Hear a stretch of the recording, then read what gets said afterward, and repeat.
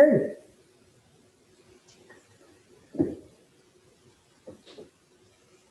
Some will probably join later, but it's 5 o'clock and the beer cannot wait. So, welcome to a virtual social of the Enchanted Mountains Village. Yeah. I was asked to, if I could entertain, if I could offer something, and I decided to actually talk a little bit about the favorite sports in my native Belgium. Meat and beef, Looks like it's 100%. bike and beer. And I will leave the bike for the summer because it doesn't go very well with the winter and the snow. But on the other hand, the beer is well alive. And so it's going to be, since you chose two beer, other people chose not two beer, but you choose two beer, it's going to be fun and foam. So I have a lot to show you, and I would ask you to mute your microphone for now, because every time something cracks in the room where you are, Mute our microphones. interfere with the video. So you have at the lower level, left level, you have a little button and you can mute yourself. And when I will be finished with the presentation, you can put your microphones back on and we can have a little conversation. Is everything okay? Everything is good. Good. So turn the mic off and I start talking. I like to start by reading the dictionary definition of what is beer. Beer is a carbonated, fermented alcoholic beverage that is usually made from malted cereal grain, especially barley. It's flavored with hops and typically contains less than 5% alcohol content. I love that definition because it doesn't match Belgian beer at all. As before I came to the United States, I never heard in Belgium talking of beer as an alcoholic beverage. That it was carbonated, definitely. That it was a fermented beverage, yes. But we don't usually use malted grain. We always use malted grain. Now I know that for mass production, cheaper cost, lower cost, the people can use rice. It ferments very quickly, or corn. But the Belgian tradition that is connected to the Germanic and Celtic tradition, it's malted barley predominantly. Could use also wheat. That will give you a special style of beer. But we do not fool around other grains for a good beer. And the final part of the dictionary definition that it contains less than 5% alcohol. I remember laughing, well, not really laughing, when I realized that in Ohio in the early 90s, I couldn't find any Belgian beer, and I realized the reason why I couldn't find Belgian beer is that in Ohio at that time there was a law that was making unlawful to have beer more than 5% alcohol. And I laughed and said, well, that is where the Belgian beer starts. Fortunately, in the mid 90s, the law changed, and not only you could find Belgian beer in the store, but even more interesting, a renewal of the art of brewing. Craft beer became coming up locally, and we moved from Cleveland to Allegheny. That was a little dry until a few years ago in Orleans, some fellows resurrected an old brewery by the Allegheny River, and it's known as the 4 Mile Brewing. And I personally really like the place. I like the beer. I have some friends there, and I decided that I would actually connect my presentation with the 4 Mile beers. Instead of going far away, let's exemplify the beer of the 4 Mile Brewing. And also, when I agreed to do this, I had a problem that it is very hard to talk of beer and brewing and not having samples. And then I don't feel comfortable to show you a beer and sipping it in front of the camera, and you are totally dry and thirsty. So I found that possibility connecting with a friend at 4 Mile, would it be possible to have a 4 different beer set, a 4-pack, that then everyone would have, and we would be on the same track. And that's what I did, and I delivered. You have 4 different beers. Okay, with that said, forget the definition of beer. It's a dictionary, it's dry. But we know it's a beverage.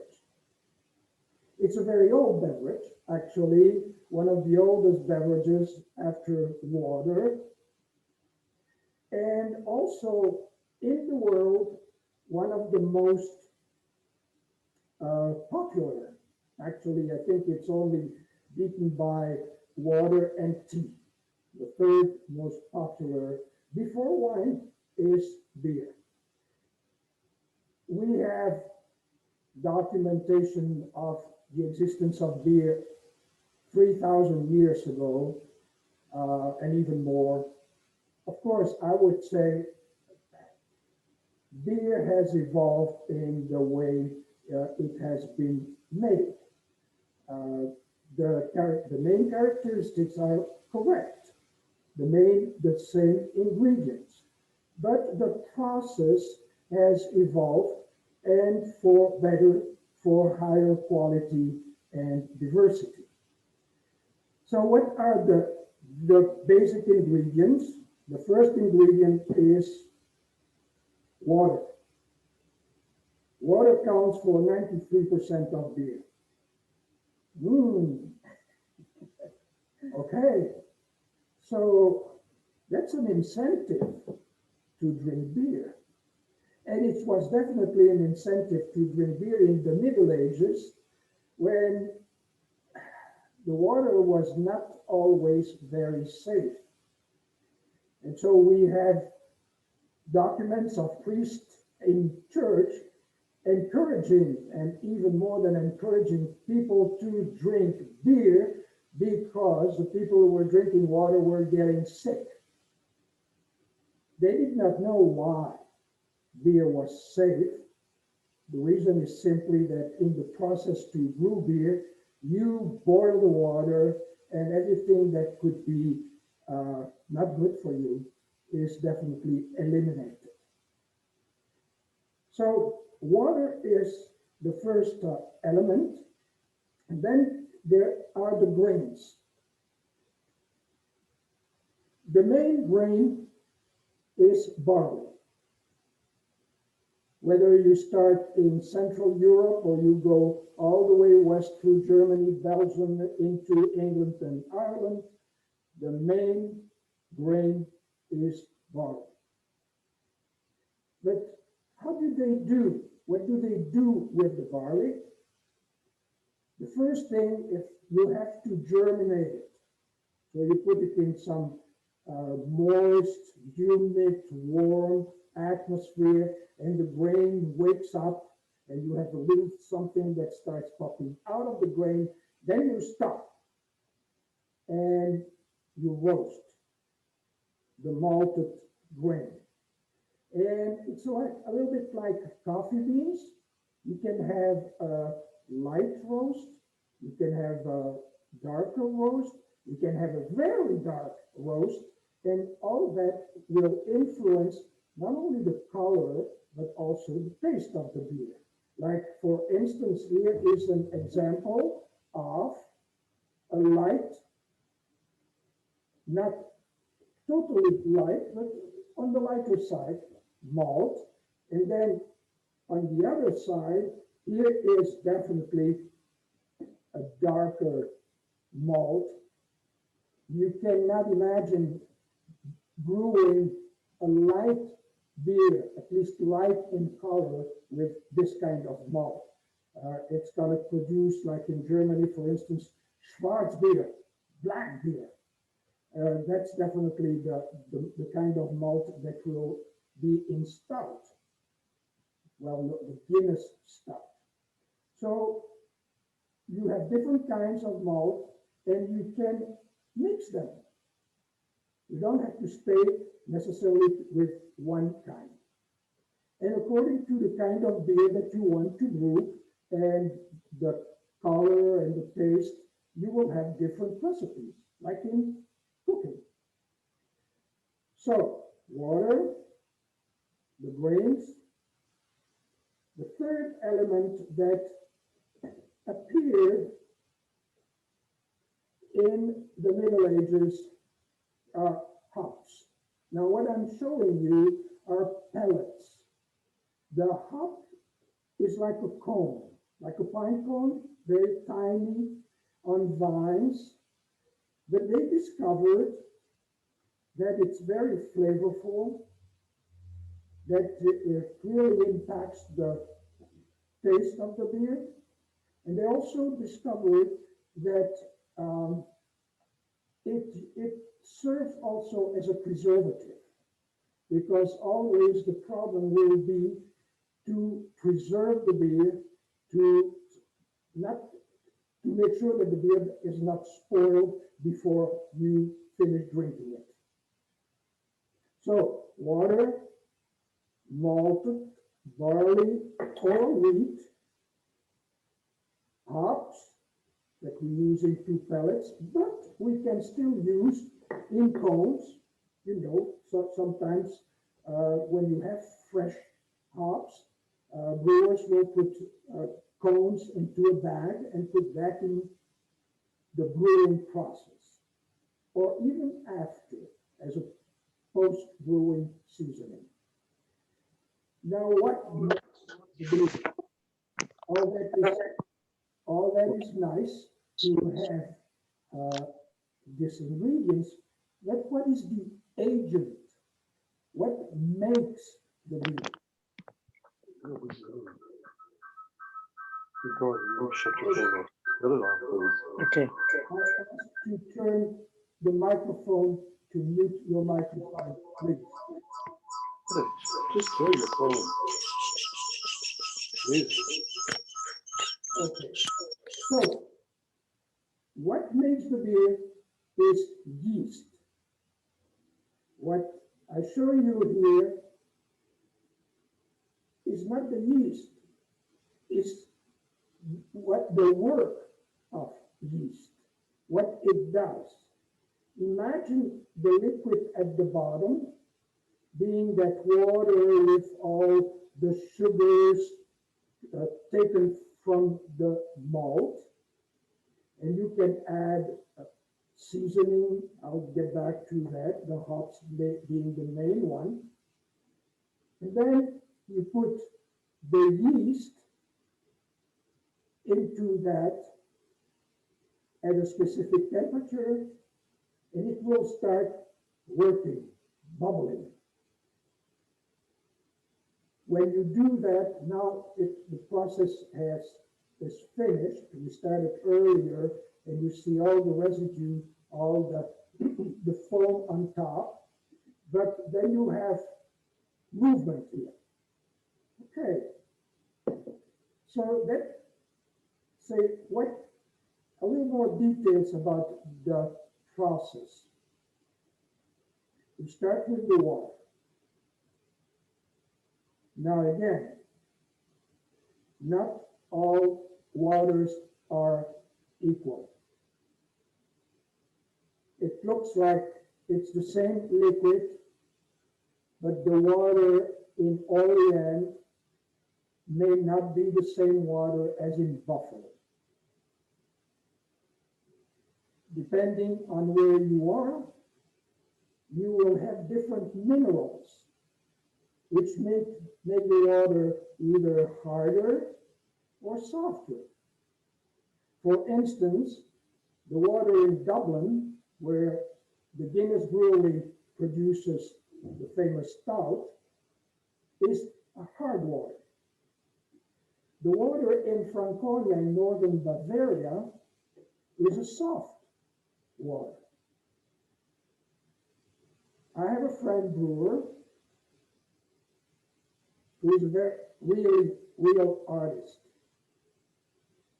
Before he brews a beer of a particular style, he must know the composition of the water that is the water of the place. If he brews a Bavarian beer, he will doctor his water with minerals to match that beer. If he brews a stout, he will match the Dublin water. Now that is art. In the water, you put the grains. After making a grist, you have to grind them. Not fine, but you have to open up, crack those grains, and at a certain temperature, let that act together so that the starches will be liberated into the water, and the starches have all the sugar that actually the yeast is longing for. So after you have all the starch, sugary stuff in the water, you drain the water so that you only take the liquid that we call wort, that has color already because of the grain. What do you do with the grain? Well, actually you can do a couple or a third wash. The beer will be lighter and lighter. For instance, the monk in the monastery in Orval will produce a wonderful Trappist beer. They produce, with a second and a third wash, a beer for the meal, what we would call a small beer. Lower in alcohol, but with a lot of taste, a lot of flavor. Then you have to boil that for certainly an hour. That is when, on the one hand, all the bad stuff will be eliminated, but also all the sugar will be free. You can season during the process. The Germans are very strict Reinheitsgebot.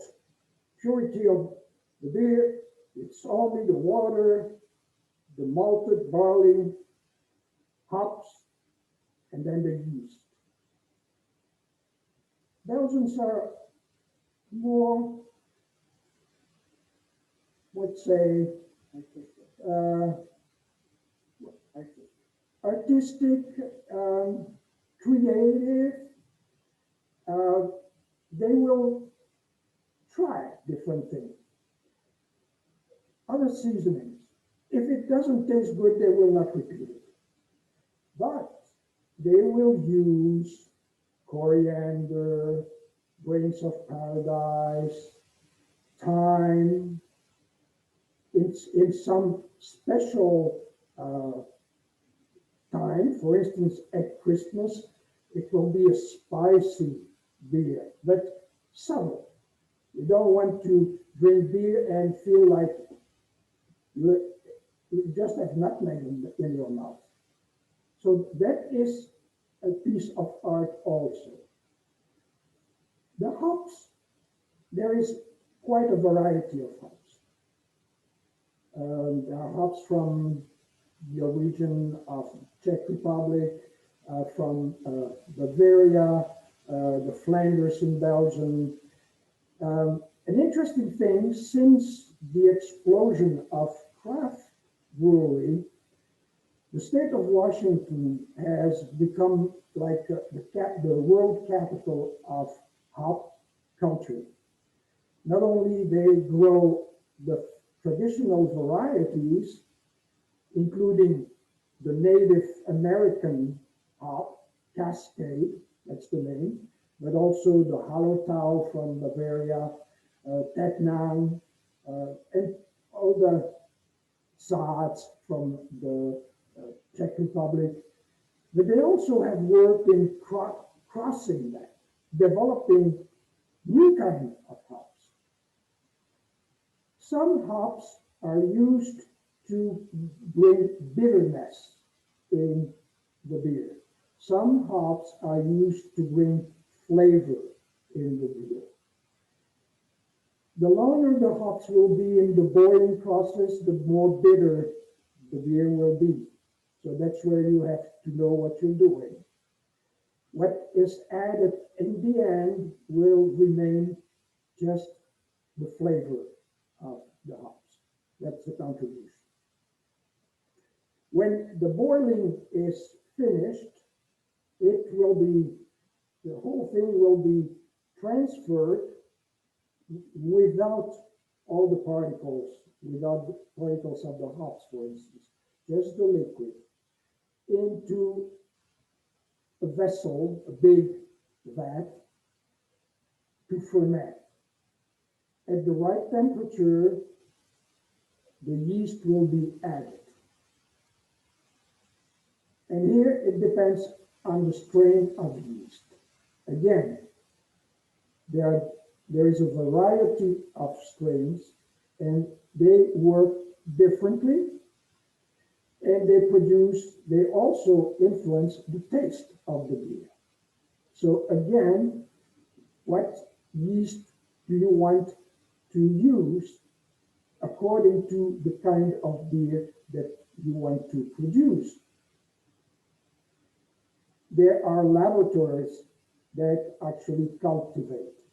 And again, given the craft brewing operation in the United States, there are laboratories that have licenses to produce famous strains from famous beers from Germany, Belgium, the United Kingdom. Here again, with creativity, you can blend yeast.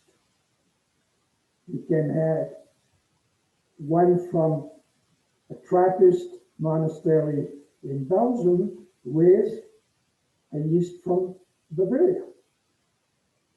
Again, in the Belgian tradition, you try that in a pilot brewery, like a little laboratory. If it tastes good, you have a nice creation. If it doesn't taste good, you don't repeat it. Now the fermentation. you actually have two kinds of fermentation. One is called the top fermentation, where the yeast bubble on top at a warmer temperature between, I would say, the 65, 75 Fahrenheit. Or you can actually, and what the Germans developed in the late Middle Ages, 1500.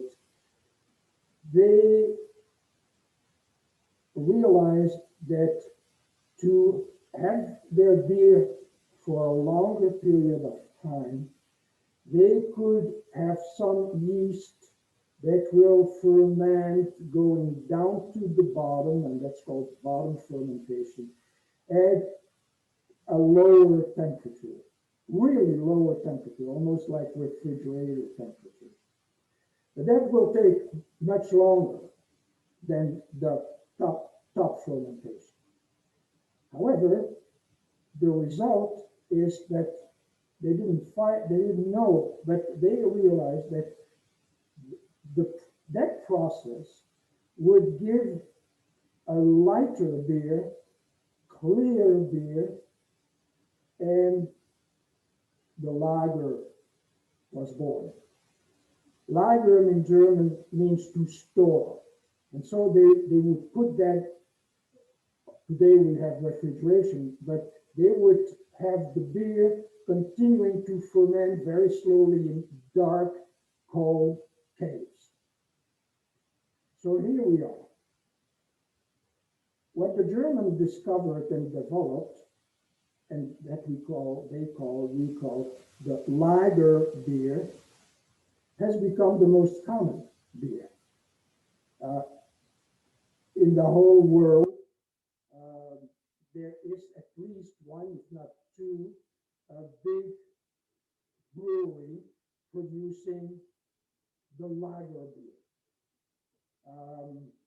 Currently, the 4 Mile doesn't have any, so you couldn't have any in your 4-pack. But I will show you, but I promise I will not open the bottle because I don't want to drink alone.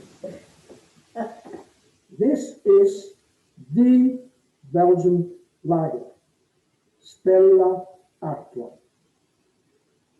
But that brings also to me that you don't drink out of the bottle. You need a proper glass. In this case, they don't even call it a glass. It is a chalice made of glass. Why don't you drink out of the bottle, out of the can? Well, there can be a reason is that if there are sediments, you don't necessarily want to drink the sediment. But there is more positive reason. You have to bring oxygen into your beer. You have to pour it so that it will foam, and then you have the right beverage with the right look, the right nose, smell, and the right taste. What I have as first beer from beer 4 Mile is an ale. It's called Killer Beer. On the can, you can read, it explains why it's called Kill a Beer. It's a story of someone that killed a bear with a cutco knife, and so it's in memory of that. This is, and all the beers that you have in your 4-pack, this is a top fermentation beer. So it's not a lager, it's an ale. It's a light ale. If you read on the can, it's 4.5%. Now that in Scotland would already be considered as a strong beer because the usual beer in Scotland is 3.8, maybe 4%. Stella Artois is definitely a very strong beer for them at 5%. Okay, time to have a little sip. Get some container.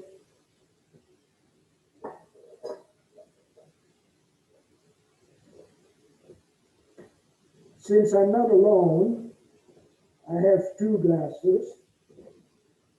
This would be the glass that you would get at the 4 Mile, the pint. A whole can will fill it up. Since Athena is with me, I crack, and I have here two glasses from Germany. This is the glass from Düsseldorf for their famous alt beer, all beer, because they still brew in Düsseldorf the old-fashioned, but at low temperature. So I will pour. So you see what it does. This one is from Cologne, the Kölsch beer. The two cities are very close, like, I don't know, 20 kilometers apart, less than 20 miles. And somebody from Cologne will drink Kölsch and not our beer, and vice versa. Okay. So once you have it in your glass, you need to have that foam. You can look at the color and you can smell. And you will see that the nose is not the same with the other beer. And then a little taste.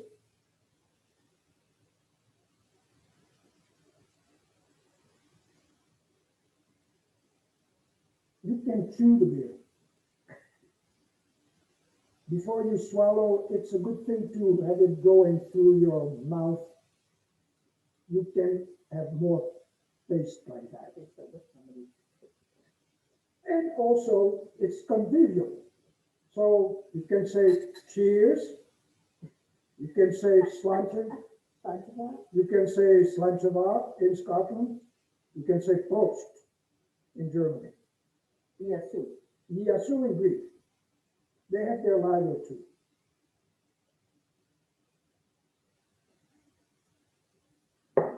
Very good. So that's a light beer. Back to the lager.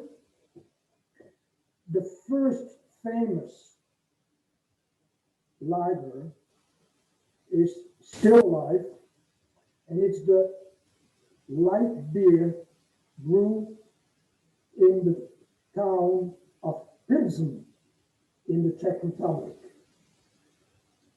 So the name of the kind of beer, it's a Pilsner. And you can find in some store, probably at Wegmans, a beer coming from there and called Pilsner Urquell, which in German means that is the original one from Pilsen. So I will continue our pilgrimage, and if we go a little harder, stronger with the grain bill to produce more sugar, the yeast will produce more alcohol as well as carbon dioxide that produces the bubbles, carbonation. So with our friend at the 4 Mile, the step up is what is called a pale ale. This one is 5.7 alcohol by volume. What is interesting with the 4-mile pale ale, they call it polynomial because the brewers are being creative. And if the basic beer remains the same, there is some rotation in the hops. And so what each series have some distinct taste because of the different hops, kind of hops that has been used in developing, brewing that beer. How long does it take? Well, the brewing process is within the day. Some hours, within a working day. The fermentation for an ale will be, in my own experience, between 7 and 10 days. It's finished when it doesn't produce any bubble anymore. You have a little airlock on top, and so when it bubbles, the airlock goes up and down, up and down. Now it is still.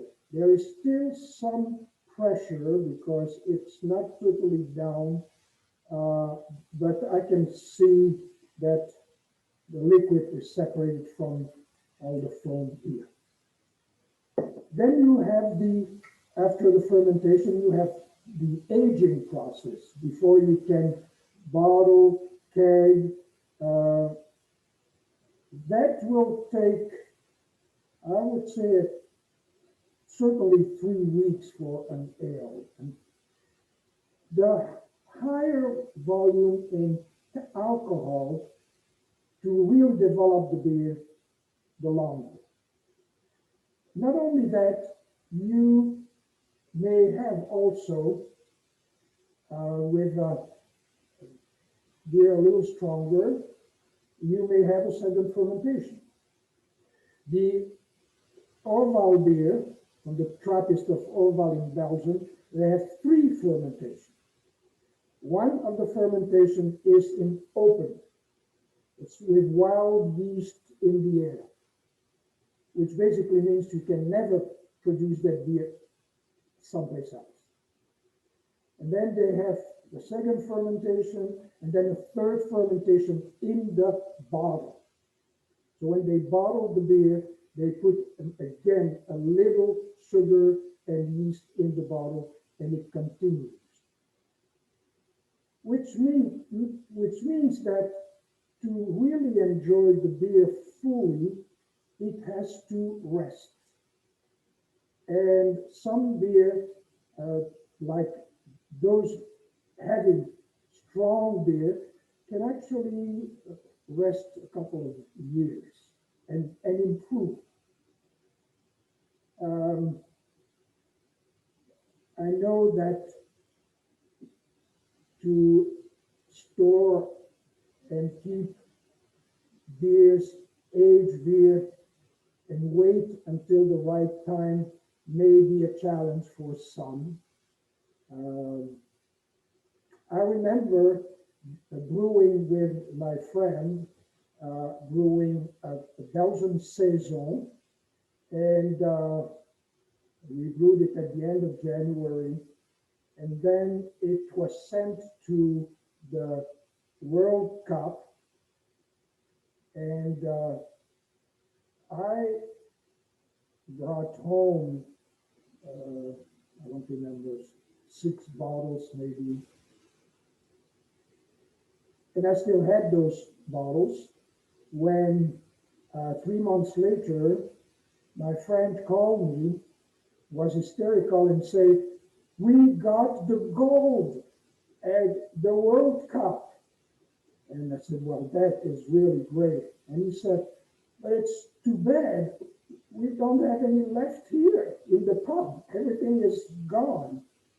I said, well, if you want, I can come with the bottles I still have. So I took the bottle to the pub and we celebrated with what I had. So that is the thing that sometimes you have to be patient and wait a little bit. The special beer for Christmas, that is a tradition in Belgium, that is a beer that is brewed months before Christmas, so that they are at the right point of maturity when Christmas comes and you can drink it. It has to be not an old, young beer, it has to be aged. So, if you want, you can crack the pale ale and pour yourself a little bit. I will just pour a little bit here in a mini, which is the half pint. See, this is the pint, this is the half pint. In the United Kingdom, they have the pint, the half pint, and they used to have the third of a pint. Now, the third of a pint is not used anymore, but in the pubs where they still have the glasses, they create a flight of 3/3 of a pint of different beers. Okay?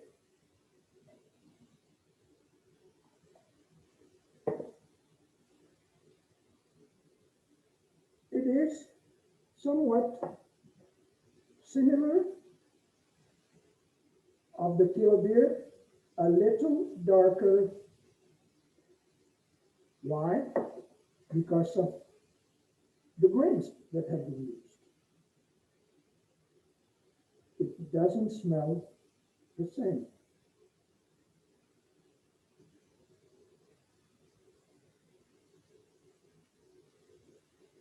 And the taste is definitely different.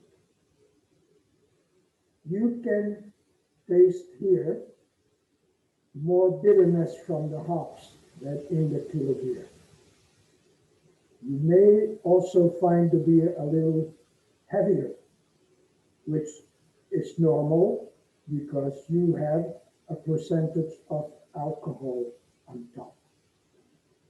Okay, I will share this with my beloved wife. Talking of hops, now we are in something very trendy in the United States that actually has been contagious, and you can find even in Europe now. We call it IPA. You probably know that it stands for India Pale Ale. Well, at the time of the British Empire, the British brewers were shipping, literally shipping by boat, beer to the British troops in India. That was a long trip, and with difference of temperature, coming from England, going all the way to the bottom of Africa, and then going all the way up to India. The difference in temperature is not good for the preservation of the beer. So knowing that the hops is a preservation agent, they boost the quantity of hops so that the beer would not arrive in India spoiled. After the end of the British Empire, that style sort of disappeared.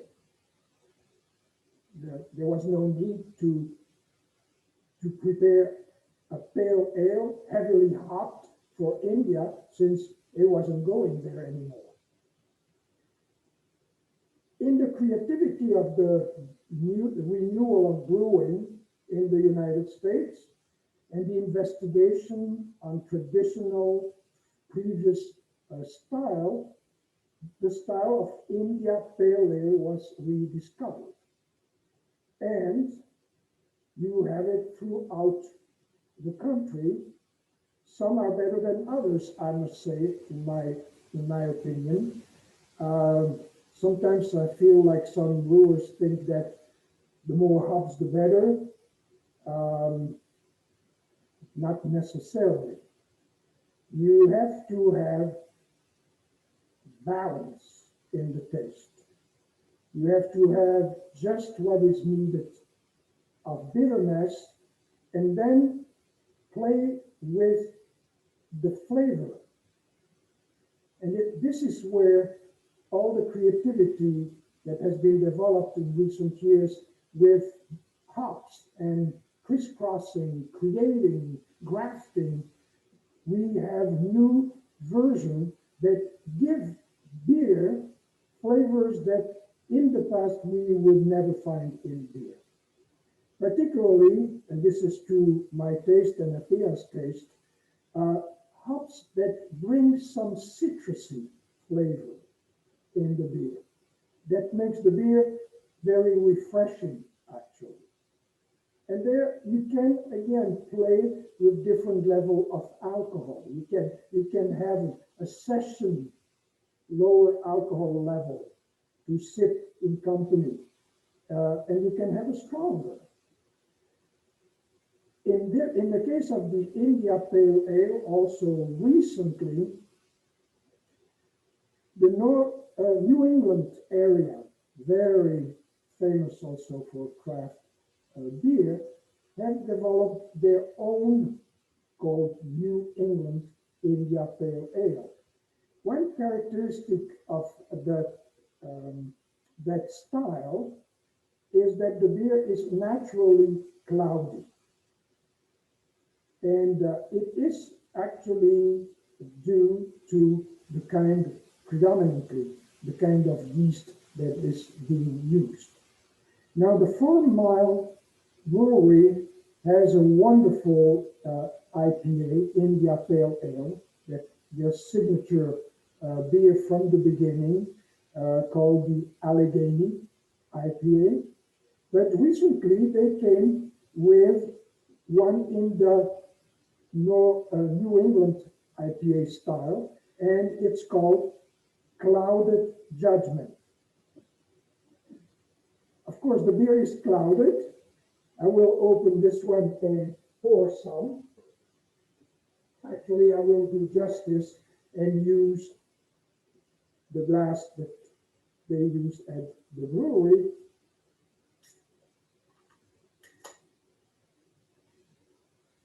Don't be shy. It must foam.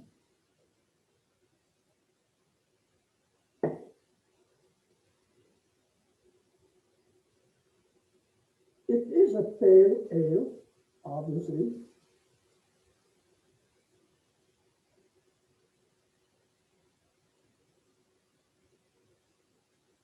The nose is totally different from what we tasted before. Now we are a little bit up in the alcohol level at 6. The Allegheny IPA is strong. It's at 7.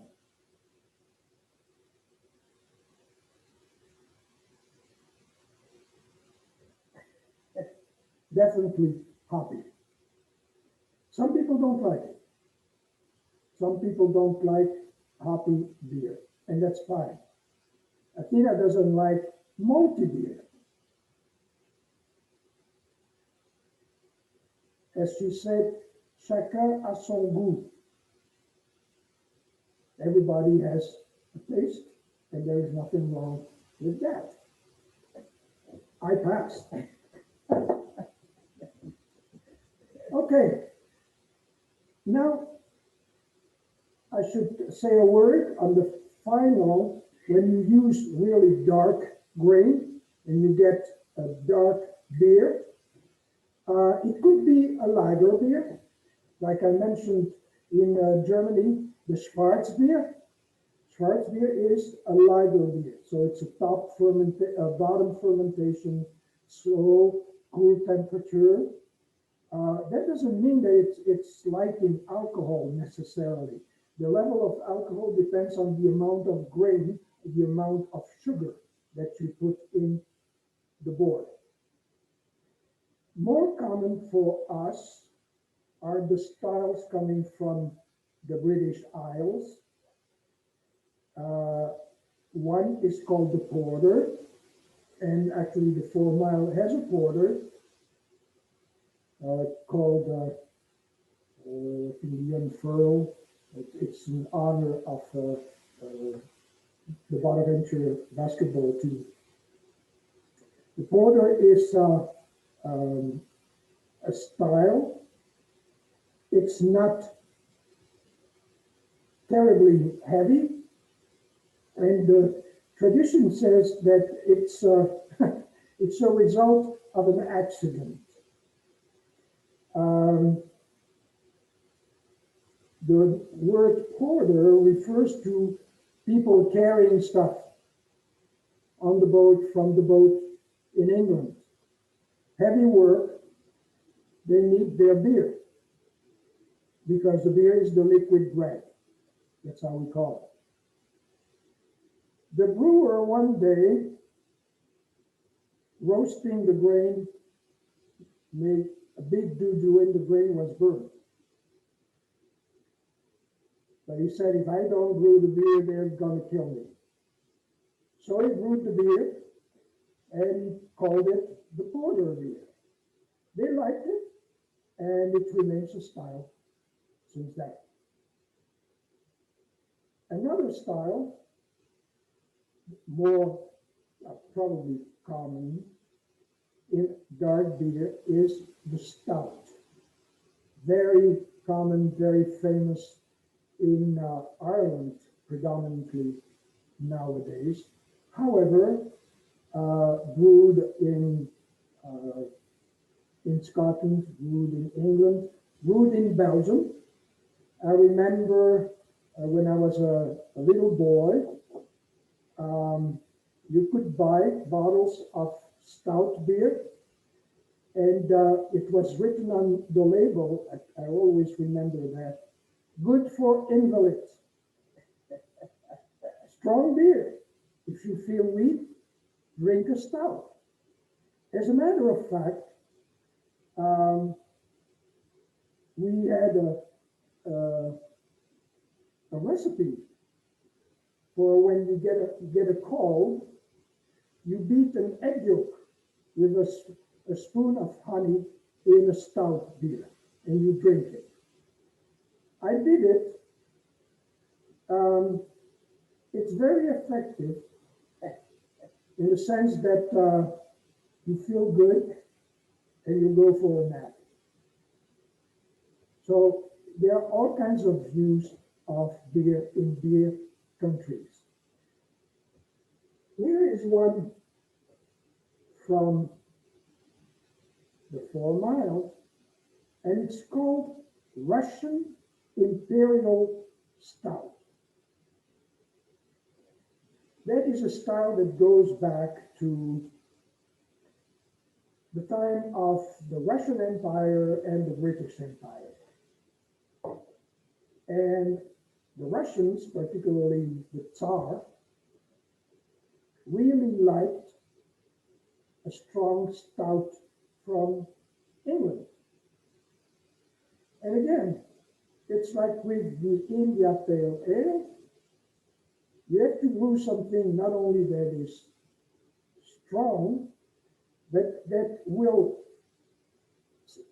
go through the trip from England to Moscow or to St. Petersburg. So when we talk today of a Russian Imperial Stout, that is really a nice sipping beer. Yes, if you look here, 8.4. That's not the top level of alcohol you can get in a beer, but it reaches that level. it is definitely not a beer for the summer. That's a beer that will warm you up, and it's probably a good idea not to drink it if you still have work to do afterwards. So that is also the reason why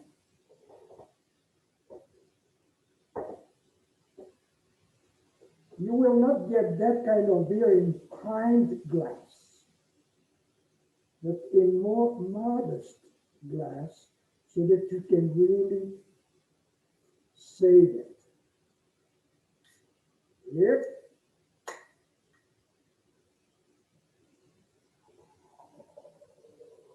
A little bit here. A little bit there. Oh my, it smells. I don't even have to put my nose in it to.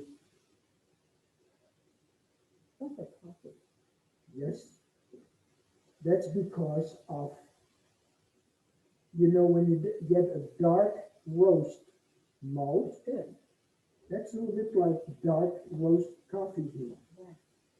Now, all the creativity of brewers is also you can add things. You can add chocolate. I would recommend the dark Belgian. Other than that, it will not work. But it works well. And you see,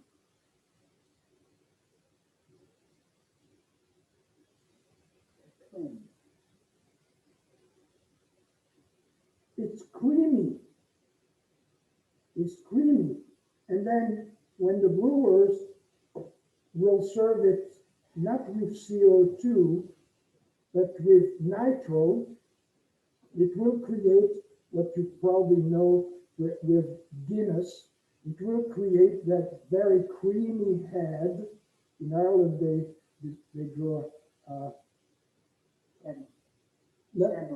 yes, the shamrock on top. And that pours very slowly because there are millions of little bubbles in the beer that have to come back to the top.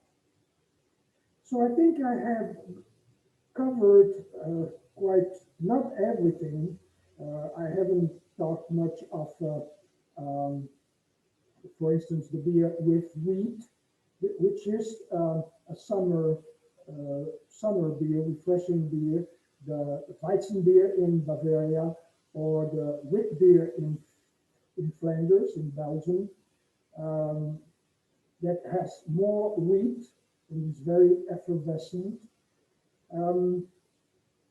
I would just add all the social aspect of beer, the brew pub.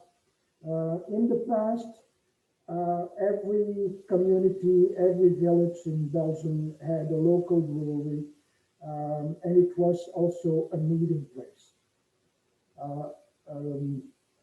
People would sometimes take beer back home in a special bucket that they called growler, because while carrying the growler with beer, the vessel would growl. That's where the name came. Unfortunately, we have, for instance, there was in my village in Belgium, there were, at a small village of 500 people, there was a way of the cross, Christian way of the cross before Easter, 14 station remembering the Passion of Christ. At each station, there was a pub. So beer is a culture in the production, a culture in the drinking, and a culture in the socializing associated to that. I have one more thing that I want to share with you. wonderful beer in Belgium is called Duvel. And it is poured in really a wonderful chalice. The Duvel is a very blonde ale, strong, but very pleasant. You sip it very easily, and if you don't pay attention, you may not be able to get up at some point. But that's not why I'm mentioning it. That beer is called in Flemish duvel, which means devil in English. Because again, the brewer had made a mistake with the grain bill, was supposed to have a light beer, and this came light in color, but strong in body. And he said, this is a devil of a beer. That beer is produced in a small town in Belgium, in the Flanders, called Puurs, P-U-U-R-S. I don't know if it's because the Duvel, but Pfizer established its settlement there and is producing the vaccine for COVID. So some people wonder, given the proximity between Pfizer and Duvel Brewery, if there is some interaction between the two. As a good Belgian, I would just recommend this. While you're waiting to get the vaccine for COVID, it will not hurt if you have a Duvel. Most. Now you can unleash your microphone, and if you have any remark, they will be welcome. Yay, thank you. Thank you.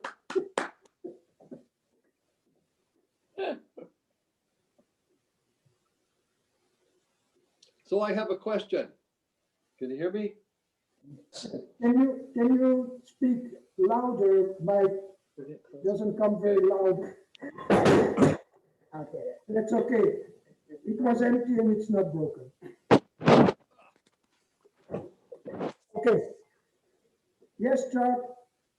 Okay, I'm holding it close to me, so I hope this is not going to offend everybody that's viewing right now. The personality and character differences of countries.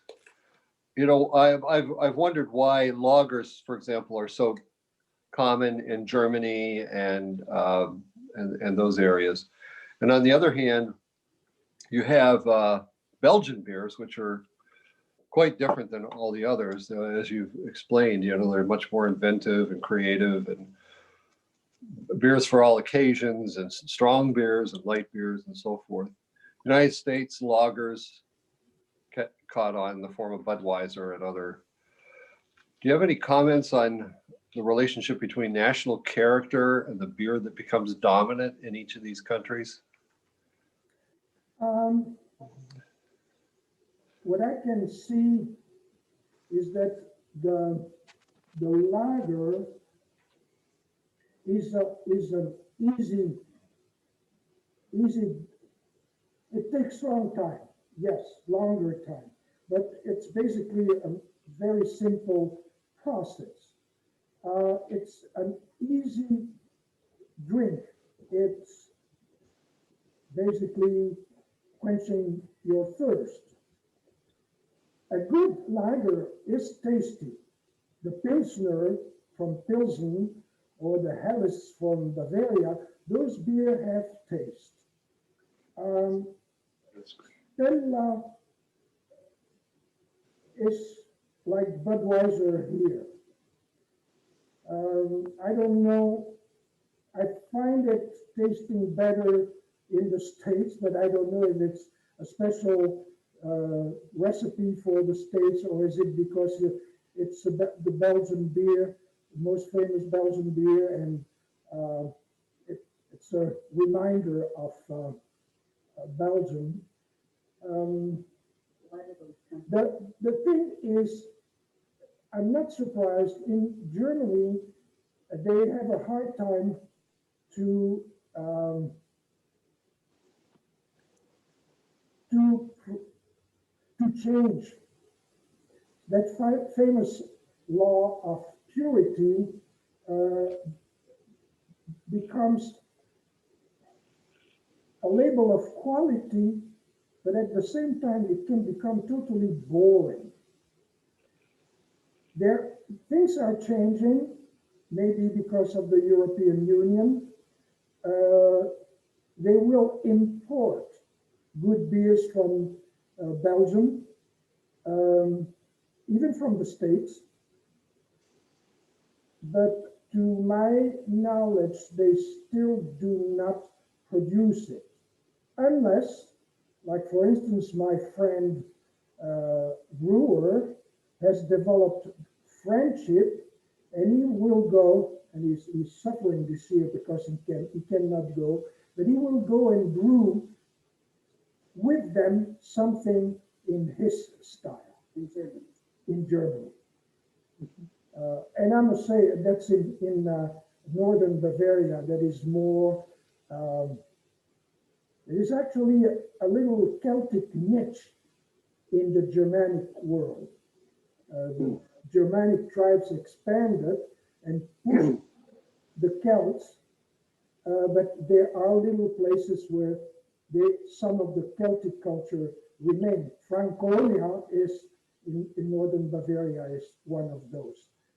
Now, when you turn to Belgium, you can go on Google and you will probably find that there are about 1,300 different beers in Belgium.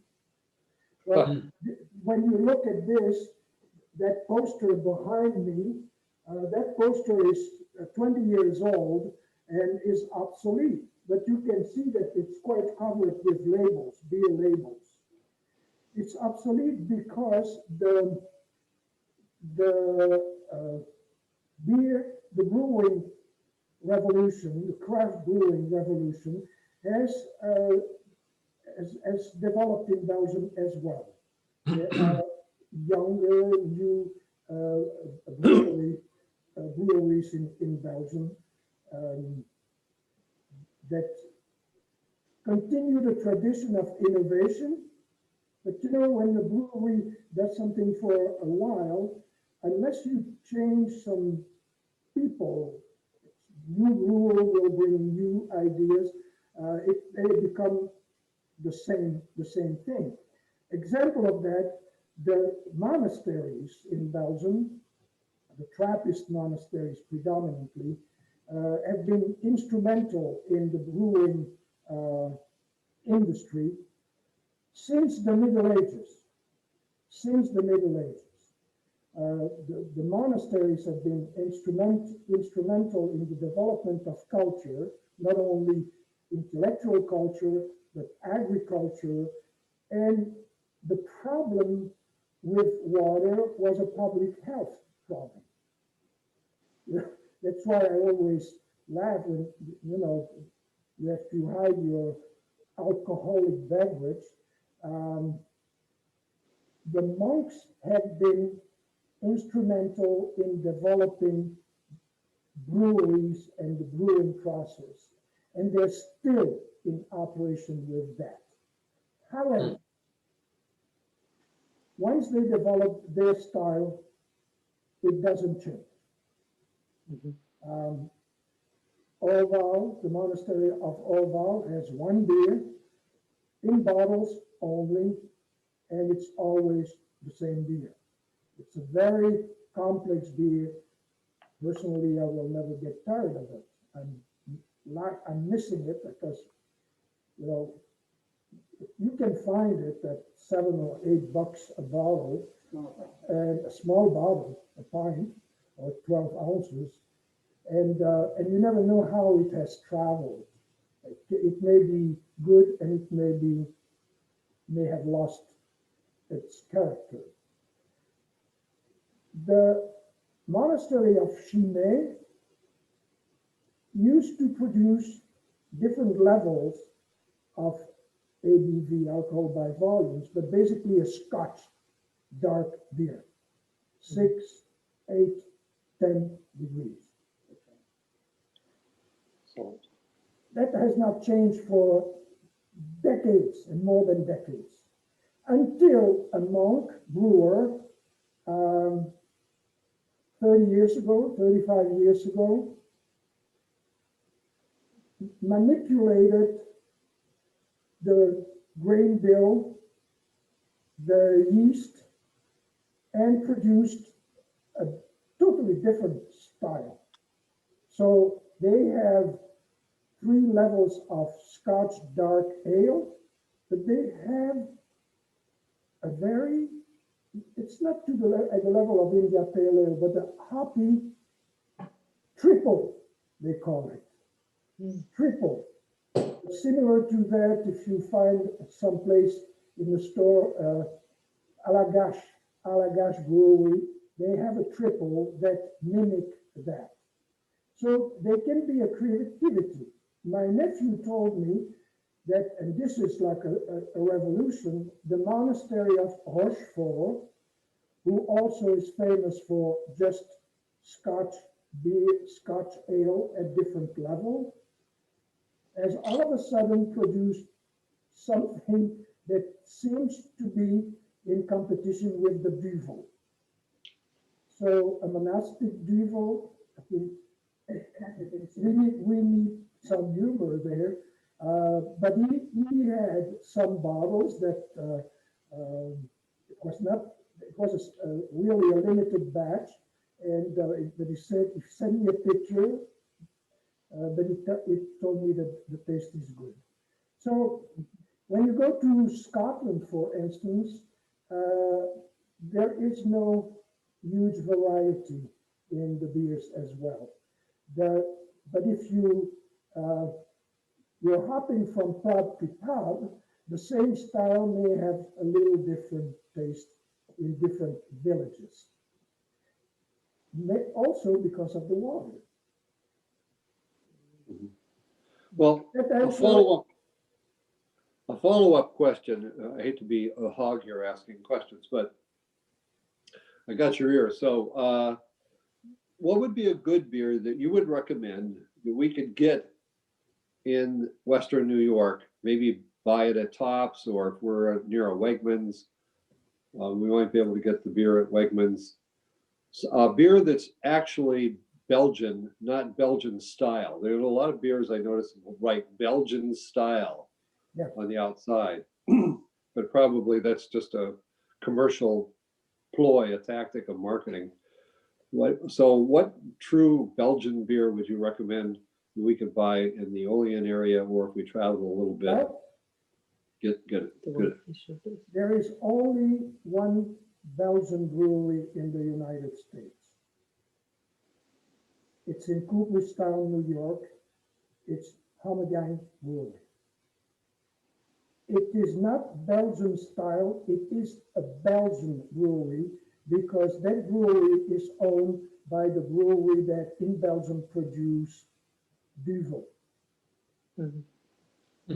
So if you can find anything around here that comes from Cooperstown, from Hommegang, you will have something Belgian.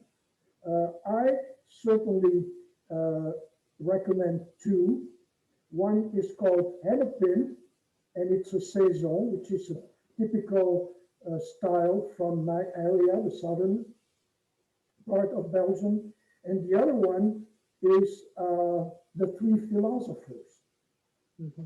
Saison is very refreshing and lighter. The Three Philosophers is more for when you take the time to sit and maybe philosophize. Do you have to have 2 other people with you? So, but the fact that they chose, it refers to a famous Flemish painting, The Three Philosophers. But they chose that, it's a Belgian style, that beer. I think they did it to show that that beer is made to be shared, to drink with. Yeah. And then this is a little bit tongue in cheek, a little humor, that yeah, you start rebuilding the whole world. Yeah, Okay. drinking good beer has always been beneficial. Drinking good beer with others, and I know that they can be abused, but there can be abuse in everything. But it's something. The first time that Athena came in my village in Belgium, at 10 o'clock we were visiting some friends. In the morning, 10 in the morning. She could not believe that they offered a beer. They didn't offer a heavy stuff, but they offered, it was actually a style that is from the Brussels area, south of Brussels. It's a sour beer with fruit that cut the sourness. The one that she had was with raspberry, framboise. Others are with cherries, kriek in Flemish. So, you know, there is a beer for all hour, all occasion.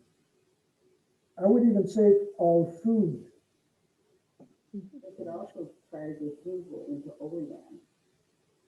Well, what we can do is to keep asking the manager at Tops, at Reeds, don't you have Duvel? And maybe they will have it. If they, you know, Good. when the Beatles recorded their first album, they were not very well known, but their manager went from music store to music store asking for their album, and they said, we don't know those people. Well, could you try to, that's how they sold their first albums, because there was a demand for it. Yes. Jean-François, when I was breastfeeding my daughters, they often recommended drinking beer to relax yourself and let the milk flow easy. Yes. And even more than that, the dark Trappist beer, when I was growing up, was recommended to young mothers who were nursing. Right. It was actually activating the lactation. Yep. Leave from What was that, Warner? leave for Milch. Yeah. Oh, but You're in the wrong country. That's a very sweet guy. That's wine also. Okay, so it's Well, thank you. 6. Thank you very much. Yes, this is very, very I nice. think Very for informative. me, it was fun, and well, I hope you not only you learn something, but I developed more taste for good beer. Yeah. Well, the Russian Imperial Stout is my favorite. Yeah, that's an evening beer. It is nice. Yes. Yeah. Okay, so I hope I see you soon in person. In person. Absolutely. Thank you. Bye. See you, Bye-bye. Teresa. Bye, Connie. Bye, Warner. We'll see everyone. Take care. Hey, Happy New Year Happy to everyone. Yes. Yeah.